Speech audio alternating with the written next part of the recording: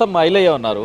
మీరు ఏం డిమాండ్ చేస్తున్నారు, అసలు ఏం ఏం కోరుకుంటున్నారు? ఇప్పటిదాకా మీరు చెప్పారు కరెక్టే, కానీ దాంట్లో ఎలాంటి డిమాండ్ను మీరు ప్రొజెక్ట్ చేస్తున్నారు, ఎలాంటి డిమాండ్ను మీరు రిప్రజెంట్ చేయబోతున్నారన్న క్లారిటీ లేదు.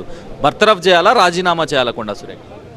కాంగ్రెస్ పార్టీ క్రమశిక్షణ గల పార్టీ కాబట్టి కష్టకాలంలో 10 ఏళ్ళు కార్యకర్తలు కేసులకు ఎన్నో దెబ్బలకు ఎన్నో వాటికి ఓర్చుకొని మరి తల్లి సోనియమ్మ ధనిక రాష్ట్రం ఇస్తే ఆ ధనిక రాష్ట్రాన్ని 10 ఏళ్ళు ఫామ్ హౌస్లో ఉండి పందికొక్కులకే మెక్కిన వాళ్ళు వాళ్ళ ప్రభుత్వాన్ని ధిస్కరించి ప్రజాప్రభుత్వం వచ్చింది. మరి ప్రజాప్రభుత్వంలో వాళ్ళు చేసిన అప్పులు వాళ్ళు చేసిన తప్పులు ఒక్కొక్కటిగా సర్దిద్దుకుంటూ మా ముఖ్యమంత్రి అభివృద్ధి సంక్షేమం 2 కళ్ళ లెక్క చూసుకోబోతుంటే మరి విత్ ఇన్ ద పార్టీలో స్వేచ్ఛ ఉన్నమాట వాస్తవం, కానీ పార్టీకి డ్యామేజ్ చేసే మాటలు ఎవరు కూడా మాట్లాడదాం విజ్ఞప్తి చేస్తూ ఏదైతే కొండ సుష్మ గారు మాట్లాడిన మాటలను ఎంబడే ఉపసంహరించుకోవాలి.